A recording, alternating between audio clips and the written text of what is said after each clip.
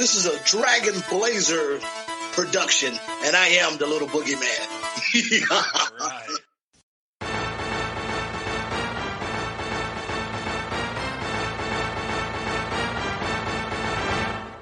Coming down the aisle, it's the podcast tag team champions of the world, the Rage and Blaze Show.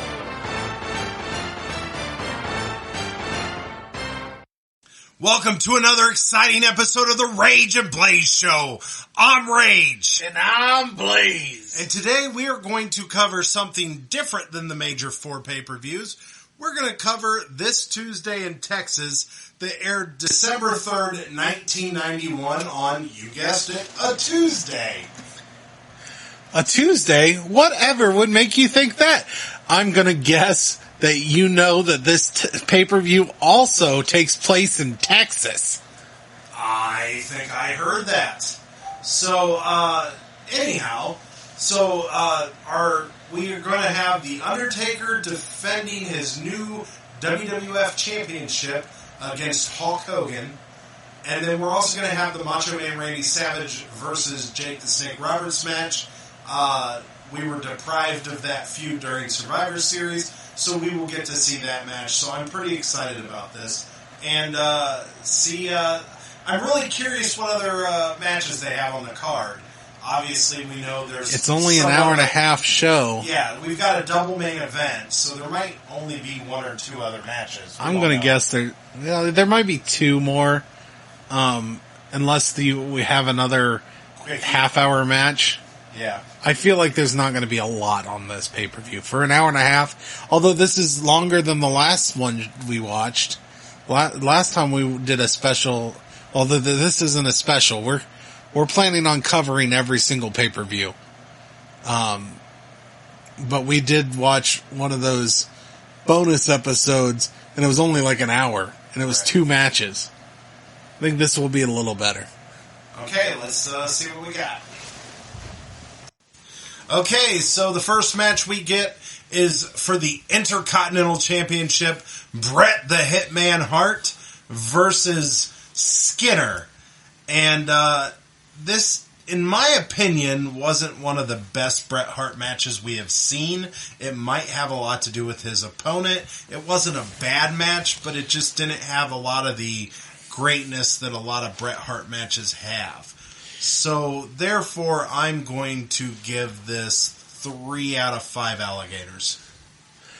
Yeah, this is definitely one of the worst matches we've ever seen Bret Hart in. And I think a big part of that is because Bret Hart was essentially Skinner had the upper hand during the entire match. And Bret Hart didn't get to do anything. He just happened to win it at the end. But we did get to see the proper sharpshooter for the first time. This is true. I was just surprised, though, that we saw Skinner in an Intercontinental Championship match. Yeah, already. And this is only the second time we've ever seen him. And so far, he has not been impressive. He hasn't done nothing bad or good, but, you know. I said impressive. I mean, if you're going to get a title shot, I feel like you should be decent. At least decent. So, regardless, this match was just not, like I said, to the standards we are used to seeing Bret Hart do. But not that it was a bad match. It just wasn't. You didn't see a lot of his greatness. And I do agree a lot of that had to do with Skinner having the upper hand. Bret Hart does retain the title with the sharpshooter. And you're right, we do get to see the sharpshooter for the first time in its actual glory on how he usually executes it. So he's finally gotten that right. But I was just disappointed. I was very excited when I saw Bret Hart was the first match of this card, and I thought we were going to get a great match. Yeah, I'm going to give this about, I'd say, 2 Angry PETA members. Really? Crocodiles, you know. Yeah, I get it. There was a crocodile hand in this match. Right. That he used as a weapon. Well, it makes sense. He is an alligator hunter. Uh-huh. Okay, so let's... Is he a alligator hunter instead of a crocodile hunter? Maybe he might be a crocodile. I don't know. I know there's a difference between crocodiles and alligators. Mostly by the snout, I think. Yeah, one's rounded, one's pointy. Yeah, and don't tell me. Couldn't tell you which one's which. We're a wrestling podcast, not a animal review podcast. So if you want to listen to the National Geographic podcast, that's a different channel. Watch. We haven't had anyone call in on our hotline. Watch our first hotline be like, well, actually, alligators are blah, blah, blah. And crocodiles, well, they laid 20 eggs at a time instead of 10. If anything, we hold a grudge against the animal people because we know what the true WWF was. Fair enough. Right? They took our name. They made us get the F out. Yeah, F them. F them animal huggers. No, I wasn't bleeping myself. The the F and Yeah, WWE. Yeah. I got you. Got the F out. Yeah. Okay, well, let's keep it going. Okay, so before the next match, we get interviews between Jake the Snake Roberts and Macho Man Randy Savage, and these are some intense interviews. Really good work by both guys. Yeah, I enjoyed. This is the Jake the Snake I remember. Just dark, evil. I when I was a kid, I always remembered Jake the Snake as a heel. I never remembered him as a face. Like this podcast, first time I remember him as a face. But, yeah, he was always a pretty awesome character, and as an adult, it's nice because we've seen this kind of reversed where, okay, like the Warrior was your childhood hero, and you're watching these and you're like, man, he's kind of weird, you know, and yeah, he's crazy. Just kind of, how did I look up to this insane guy? But then you go back and watch guys like Jake the Snake, and you really, I think, like them more now. I think we're really appreciating some of the heels we got back then. Right. $1 Million Man is fantastic. Mr. Perfect. Jake the Snake Roberts as a heel. Although we've enjoyed him as a face too, I would say. Right. I think we've enjoyed most of everything we've seen from Jake the Snake. Yeah, Jake is one of the biggest travesties in WWE or WWF. Where, how did he not hold a title? This is ridiculous. The guy appears to be one of the most amazing characters they have had in all of WWF, and the guy doesn't hold a title because he worked in the same era as Hulk Hogan. Well, he could have. That's got to be the truth. He right? could have been Intercontinental or something. Yeah, so it's just kind of weird to see him not ever hold a title, but it doesn't take away his greatness. He's in the Hall of Fame at least. He is fantastic. But it's just blows my mind. So we get into this match, and Jake the Snake is coming down the aisle, but he doesn't make it down the aisle because Macho Man hits him in the back before the match even begins. And I think this might be the first time we've ever seen somebody attack somebody. A run-in attack? Yeah, a run-in attack like this. So not only was that a first for our podcast, but also this is the most intense physical match I think we have watched on our podcast so far. This was insane. They sold the hell out of the hatred between these two. It was a brawl. I will say, okay, so I appreciate more wrestling matches, but when you add the story and you do something special like this, I'm okay with the brawl. I agree. I mean, when it fits the story, like this is how it should be. You take out the technicality. You're in for a fight. That's what this match was. You were in for a fight, and they made that in the story. It fit the story, and it worked perfectly. Yeah, it was definitely gold. Like I said, this isn't like one of the greatest matches you'll ever see, but you add it all together, you put everything together, and this was phenomenal. And then the fact that, okay, so Macho Man Randy Savage gets the flying elbow, and he gets the elbow drop, 1, 2, 3, but that's not where the story ends. The aftermath was probably just as long as the match. It was. So you said this was phenomenal, so are you giving this 4.5 AJ Styles? No, I was actually, you're getting ahead of yourself. I was actually going to give it 4.5 snake bites. Oh, I don't know if Macho Man appreciates that. Or you could give it 4.5. Oh, yes. However you want to go with this. But it definitely gets 4.5. It doesn't get 5 just because it wasn't like that. I'm going to save that for certain, classic matches. But this is about as good as you get without it being a great wrestling match. I'm not saying this was a bad match. This was just a lot of... This was a brawl, not a match. This was a lot of brawling. It was great the way they told the story. Then you had Macho Man at the end of the match trying to get chair, and then ring bell, referee, and all the people try to stop him. And of course, that bites the baby face in the ass, because Jake the Snake Robert gets a hold of Macho Man and gives him a DDT, but not one DDT. He gives him a second DDT and eventually a third DDT. Elizabeth comes out and tries to stop this. He yanks Elizabeth up and smacks her in the face. So, this 1999 or 1991. We just watched Alexa Bliss take a RKO. I mean, yeah, but that's different. That's a wrestling move. But yeah, you're right. We did just see Alexa Bliss take an RKO. So, and before that, Sasha Banks just wrestled a man. Yeah, but I don't think the man ever got a move on him. I don't know if he did, but I guess maybe wrestling's not as progressive as we thought.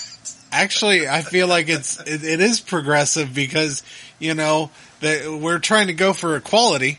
This is true. I guess it depends how you look at it. Yeah. But the difference with Elizabeth and she wasn't Alexa a wrestler. Bliss is Elizabeth never wrestled, to my knowledge. I don't know if maybe WCW had her in a weird match or something, but as far as I know, she's never wrestled. Oh no, Miss Elizabeth's a little crazy. She probably enjoyed that smack.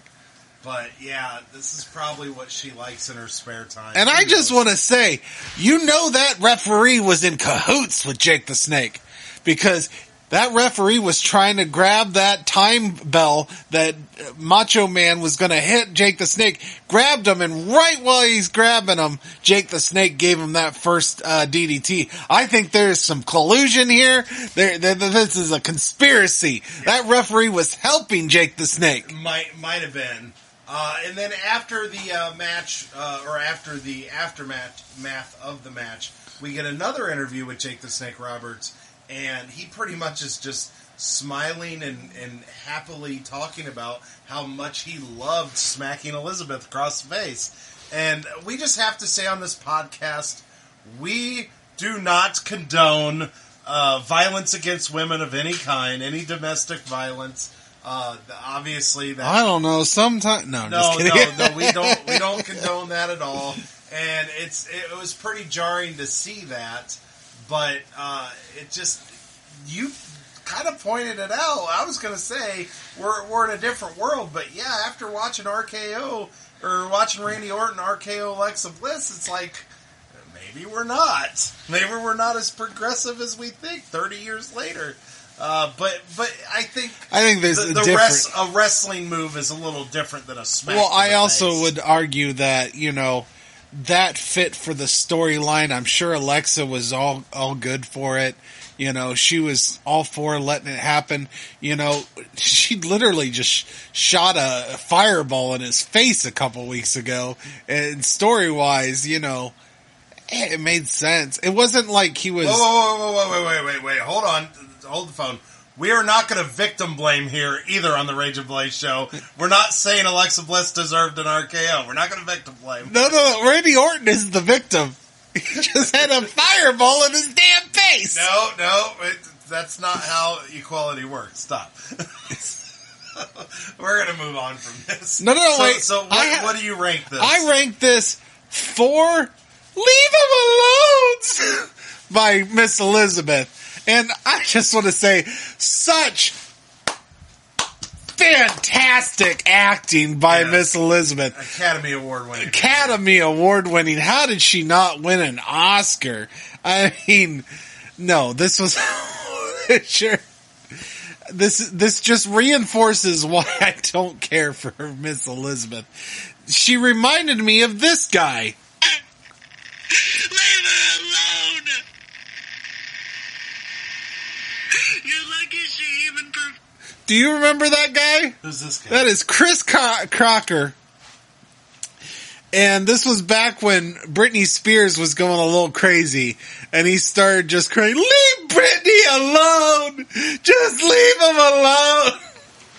Or her alone. But little viral thing there. It kind of reminded me of Miss Elizabeth there. Wow.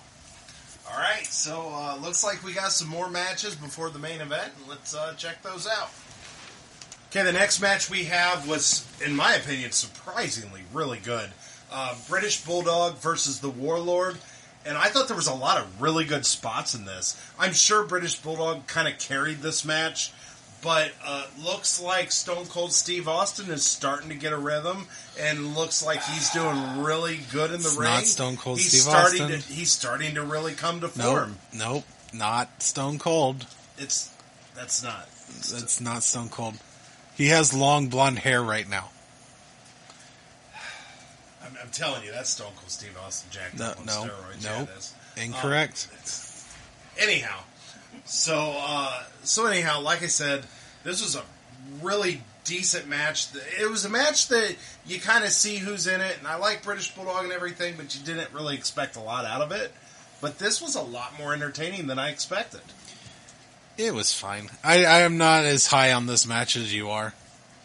Okay, well, I am going to give this match 3.5 Stone Cold Stunners. Not Steve Austin. I am going to give this 2.5 tea and crumpet doggy treats. What? Tea and crumpet doggy treats. Because he's British. Yeah, but Bulldog. I don't even know if that's what dogs eat in Britain. I'm just assuming they do. It's British. Okay, fair enough.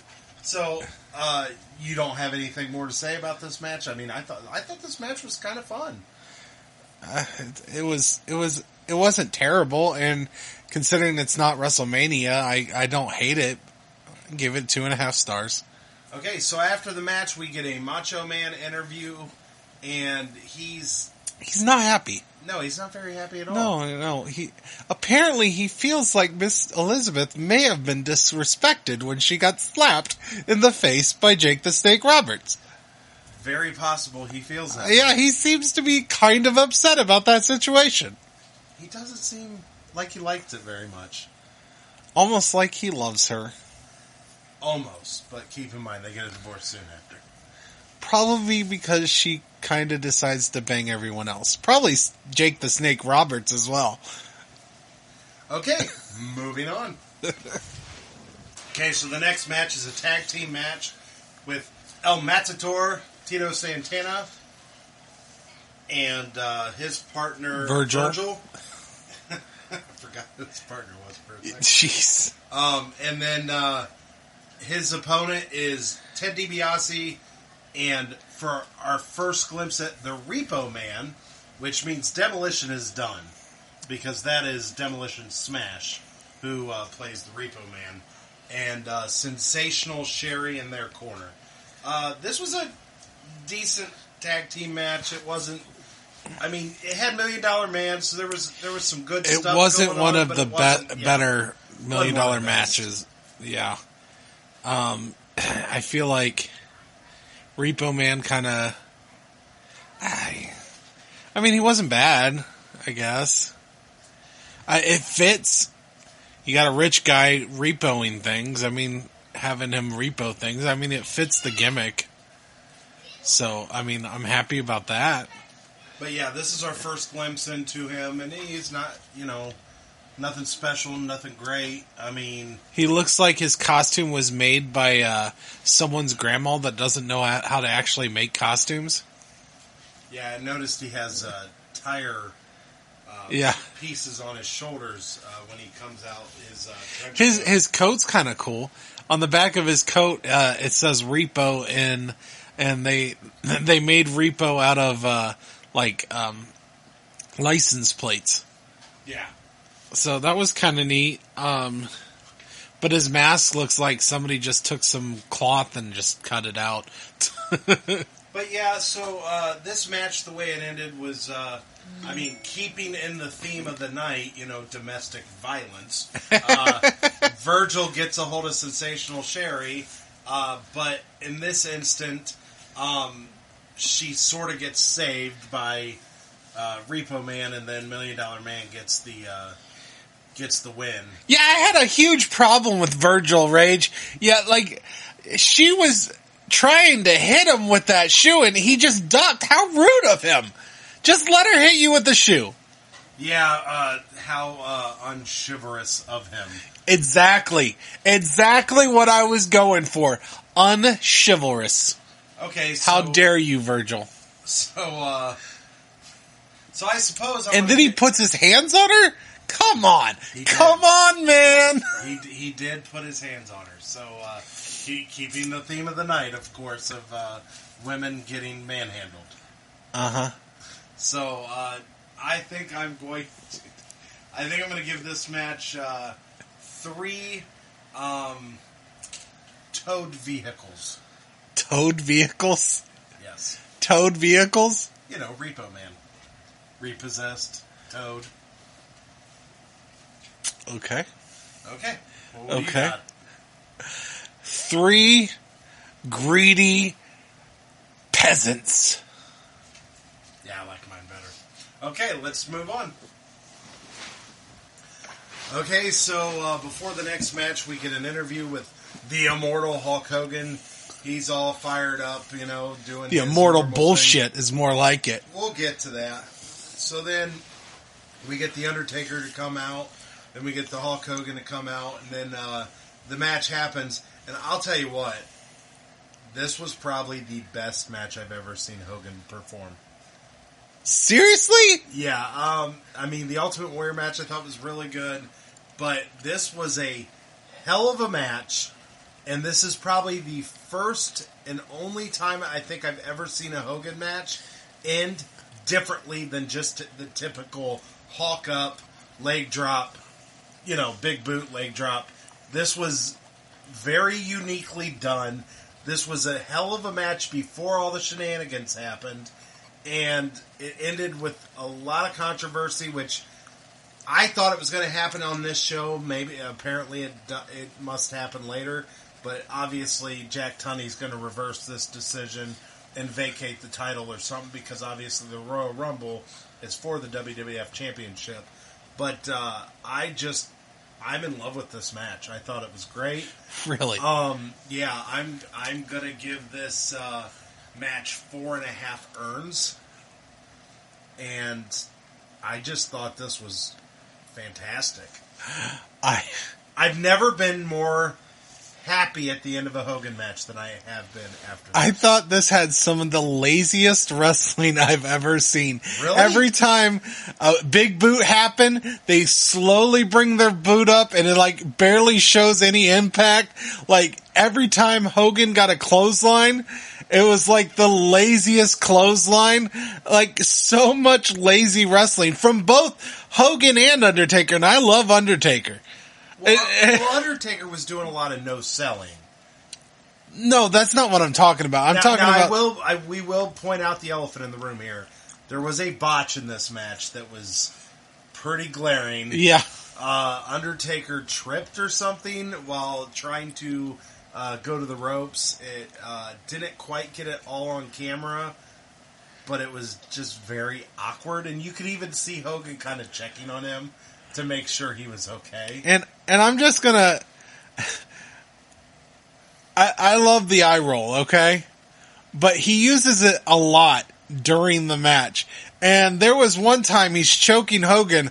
I swear he was about to have an orgasm. He was just like,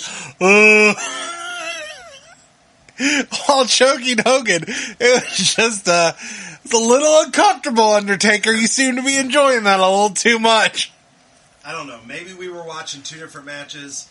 I was a little disappointed in the Survivor Series match with Hogan and Undertaker, mainly because, as much as I love The Undertaker, it was a squash match. He controlled that match the whole time. This was more of a back-and-forth actual match, and I thought it was a very exciting, high-energy match throughout the whole time, and then adding all the storyline and everything, and the fact that the finish was different than any other Hogan finish you've ever watched just made this match special. It just made it different. Well, and here's something that pisses me off. I don't understand why they felt the need that Undertaker needed to cheat all the time. Well, he's a heel, and in those I don't care. In those days, that's the only way a heel could win. No. See, I feel like, in my opinion, Undertaker's a different type of heel. He doesn't need to cheat. He's just, I mean, he already has the no-sell, which that works for the character, but I feel like the cheating makes him, it kind of cheapens his character. Like, there's characters I love when they cheat. Like, they should cheat every match. You know, there's a lot of great heels that cheating is, but I don't feel like that fits Undertaker's character. And I hate that he had to cheat to win the title. I hate that he kept trying to cheat to win this one. I hated it. I did not like the fact that they feel like they need to make Undertaker cheat to win. I think, in my opinion, he's an undead monster. And that's the way he should be portrayed. He doesn't need to cheat because he barely takes damage. Well, also, this was a match between two people that just no-sell moves. Undertaker no-sells. Hogan no-sells, and then after he's like dead, he comes up and starts shaking his fist. So I think I'm going to be giving this about 2.5 really masturbatory eye rolls. Really? 2.5? 2.5. So we are way off on this. No, I was not happy. I was not happy with the end. I was not happy with Undertaker, them continuing the story that Undertaker needs to cheat to win. I wasn't happy. The botches, the nose, like, just watch those clotheslines, those big boots, and look how lazily they're done.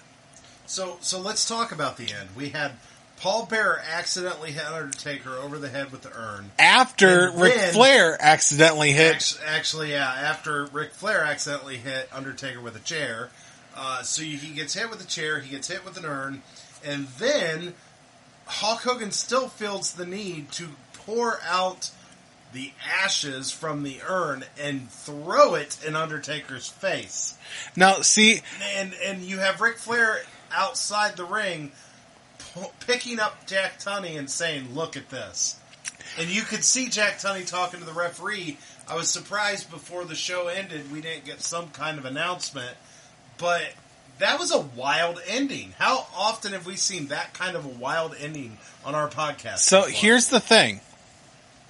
I like that it took that much to take down The Undertaker. I like that part. I don't like that it was people helping Undertaker to take him, to try to take Hogan down, not even Undertaker. I don't like that it felt like Undertaker needed that assistance to win, but I do like the fact that it takes that much to take him down. And that's my problem, is that, I feel with Undertaker's character, he should need that much damage to take him down because he's hard to hurt, his character should be, he's undead or whatever he is, and it takes a lot to actually beat him. So I'm fine with that being the reason he lost, but I don't like the fact that they needed to cheat for him. Okay. Do you understand that? I understand what your issue is. I just thought this was a fantastic match, and I think you just can't get out of your own way that you hate Hulk Hogan. But I love Undertaker. But I don't think you want to give credit to an actual good Hogan match. Well, I actually have more of an issue with Undertaker in this match than I do Hogan. Okay. Because it was mostly his big boots. But then there was those, like the clothesline Hulk Hogan did to Ric Flair on the outside. Like, it was so lazily done. Just watch it. There's no emphasis to it done. Now, Ric Flair sells it well, but Undertaker doesn't sell the move very well. Okay. All right. Well, let's move on and let's find out what our best and worst matches were. And I obviously, spoiler alert, I think we know with you. So let's move on. Favorite match of the night. Okay, so best match of the night for me, I think we're going to have a confliction here, but it was the Undertaker Hulk Hogan main event for the WWF Championship. I just thought this match was fantastic. I really enjoyed the Macho Man Jake the Snake Roberts match also, but I don't think there was a lot of wrestling going on there. That was more of a brawl, and it did a great job, told a great story, but I really thought this was a really good match, and probably the best match I've ever seen Hogan in. I know you had your issues with it, but it was a back and forth, exciting, fun match for me. And I'm going to give this, which doesn't happen very often, I'm giving this my best match of the night. Yeah, for me it's the Jake the Snake Roberts versus Macho Man Randy Savage brawl. Storyline was great. The match was great. Even Miss Elizabeth's terrible acting doesn't ruin this because it just shows Jake the Snake's menacing. It's not even close. It's that match. Yeah, it looks like we're going to differ here because I chose to be more progressive and pick the match that didn't have domestic violence in it. And you chose to pick the match with the woman getting slapped. Uh-huh. You picked a match with a woman being slapped. When? Hulk Hogan got slapped. It was great. That's not a woman getting slapped. What the hell's wrong with you? Okay. All right.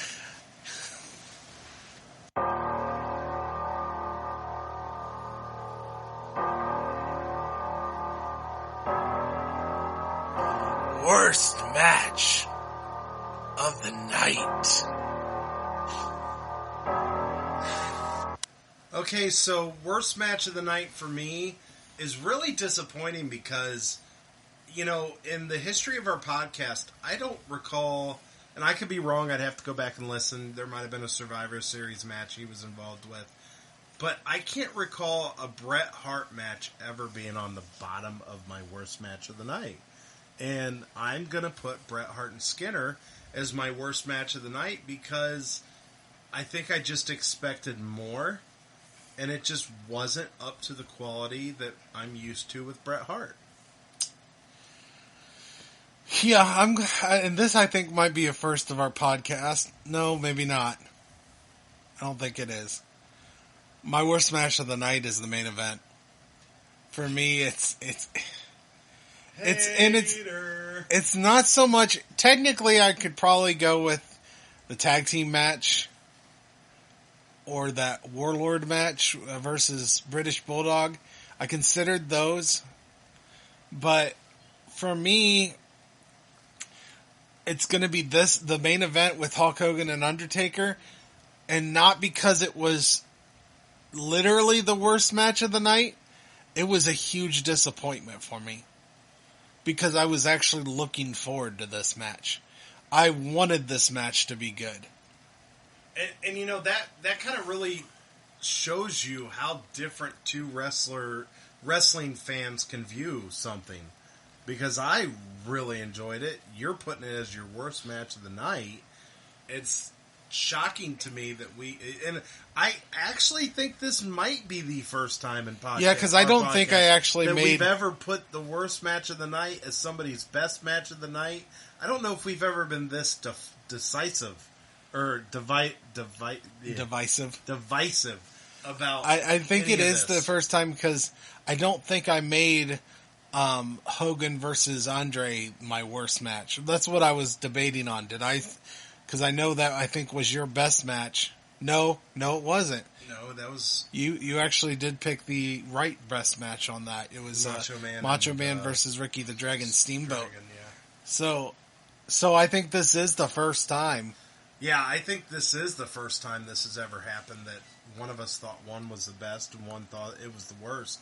And it's amazing to me that it's this match. I just think you are that bitter that Hogan retained the... Well, I'm not a fan of that either, but I also... regained the WWF Championship. I also know that the Royal Rumble is for the title, so I knew that something happened where Undertaker lost the belt. So it's not so much about the outcome for me. It really isn't. It's more about the fact that, like I said, I just saw a lot of lazy moves. I don't like what they are doing with the Undertaker.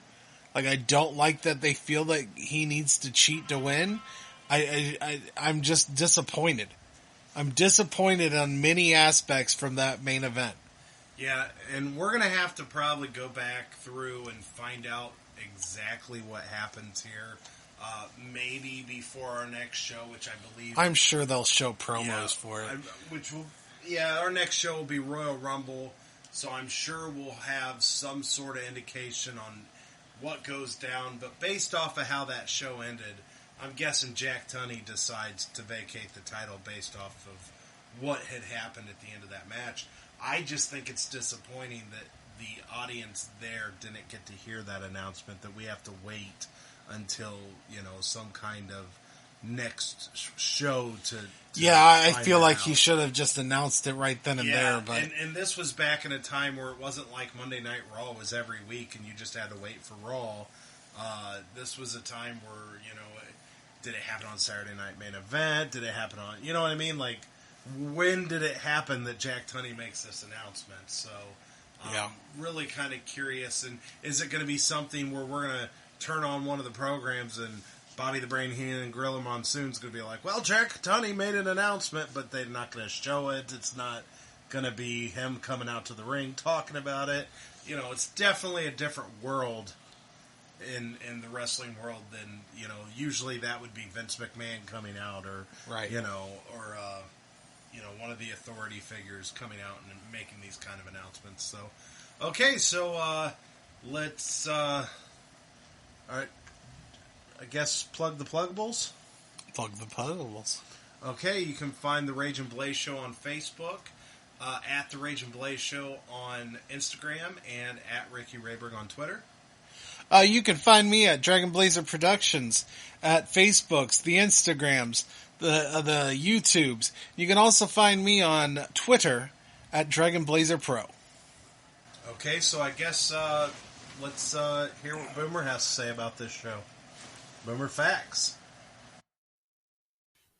All right, Rage and Blaze fans, it's time for another edition of Boomer's Backstage Facts. I've been pretty quiet about doing all these backstage facts, but let's be real. This Tuesday in Texas was a total shit show. Like, who booked this shit, really? 2 bad pay-per-views in the matter of a week. This should have been bigger. You had Ric Flair, you had the Undertaker, you had Hulk Hogan, but instead we get this crap. Here's a perfect example. There were 5 dark matches at this event, and one of these was Rowdy Piper versus Ric Flair. You're not going to give us that on the pay-per-view, but we're going to see the Repo Man. Give me a break. Good God. So, here are some facts, and we'll get to the point of how this whole Undertaker Hogan that should have been amazing, this Flair tease, and it all just turns into nothing. So on this show, you get to see Bret Hart defend the Intercontinental title against Skinner. Now, Skinner is actually Steve Keirn. And if you Google him, you'll see he started with a tag team called the Fabulous Ones. And he was way different. We're talking blonde hair, glitter, makeup. And now he's chewing tobacco and dripping spit all over himself. And later on, Skinner didn't last a long time, but Steve Keirn would actually be the second person to portray Doink the Clown. And of course, there's not a lot of matches here. You got to see they were looking for a day to run secondary, smaller pay-per-views.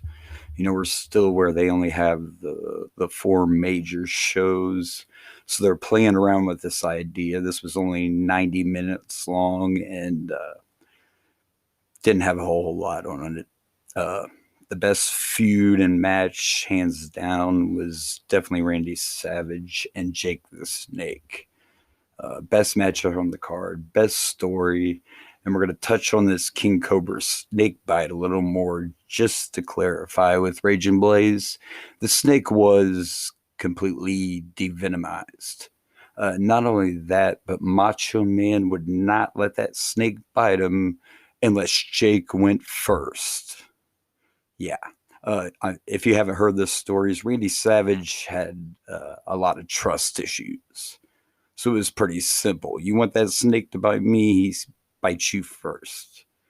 And the reason Macho Man ended up in the hospital is because that snake was so deep and held on so long and, kept biting and biting and biting that it caused an infection and some tissue damage. So the snake was totally non-venomous. Jake did let him bite him. It just wasn't as severe. I mean, that snake had Randy for about 3 minutes.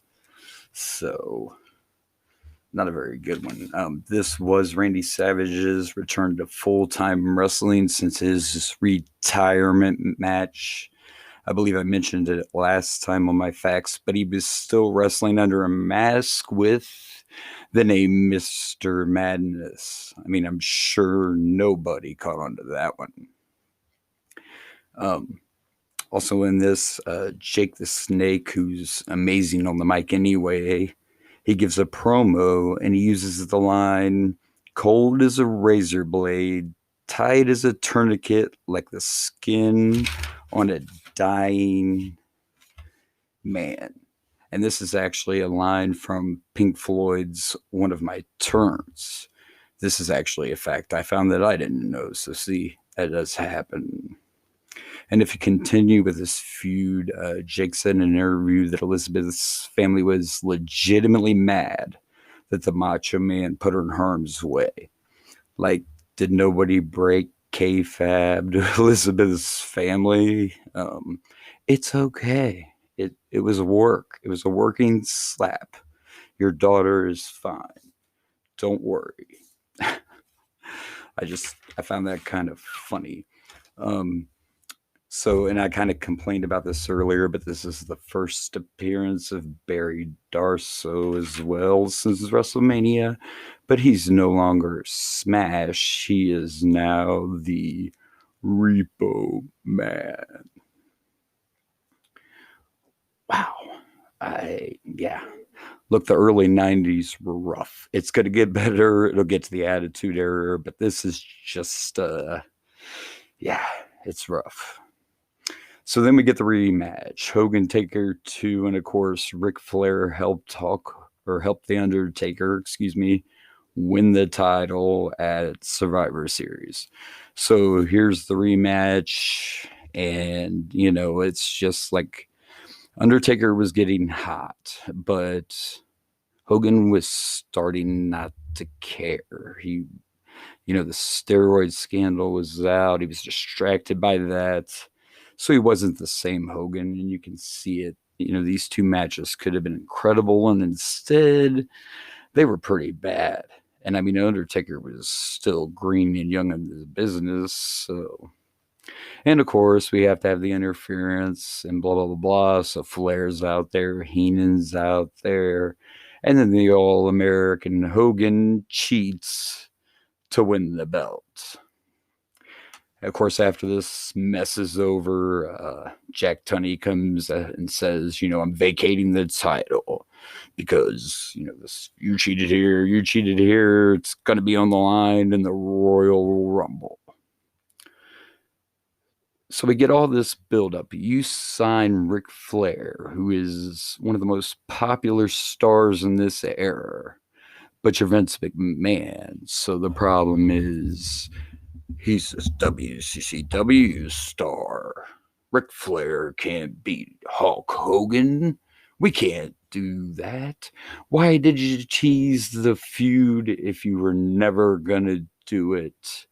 This whole shit show mess with these last two pay-per-views was just to strip the title, just to, spoiler alert, get the belt on Ric Flair without Ric Flair beating the immortal Hulk Hogan.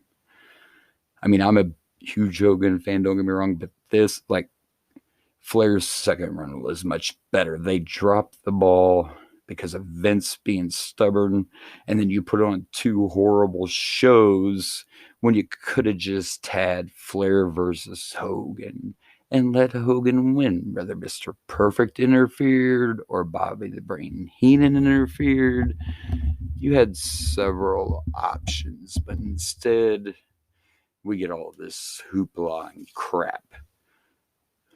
So now this pay-per-view format, of course, we can know eventually as Raging Blaze keep going, you're going to have a lot of pay-per-views. But in a way, you could say this was a predecessor to the In Your House format, which we will get to too. But this pay-per-view did horrible. There were only 8,000 fans there and only 400,000 pay-per-view buys. So this experiment was not a success, and actually it'd be 13 years later before they did another Tuesday pay-per-view, and of course that was Taboo Tuesday. But I do think you still see the groundwork for what will be In Your House. Now next, after this, of course, we got the Royal Rumble, and this will be one of the best Rumbles ever. I wish I had more fascinating things to tell you about this pay-per-view, but it was garbage. It was junk. They wasted Ric Flair. You didn't put Flair and Piper on there. Just thank God we're past this. That is this week for Boomers Backstage Facts. You can follow me on Facebook at Tim Boomer Chase and on the Instagrams and Twitter at Chase Tim. Until next time, this has been Boomer. See you next week. Okay, this has been a pretty good episode. I thought this was a decent show for this Tuesday in Texas. I did look up, and it looks like there was quite a few matches before the 4 matches we get on the actual program. This could have been a really long show. It looked like some pretty decent matches that was on the card. I'm surprised they got cut out. But anyhow, but this has been a pretty fun show. I thought the matches were pretty decent, with one disappointment for me, and it looks like 2 disappointments for you. So this has been the Rage and Blaze Show. I'm Rage. And I'm Blaze. And good night from Rage's Pit.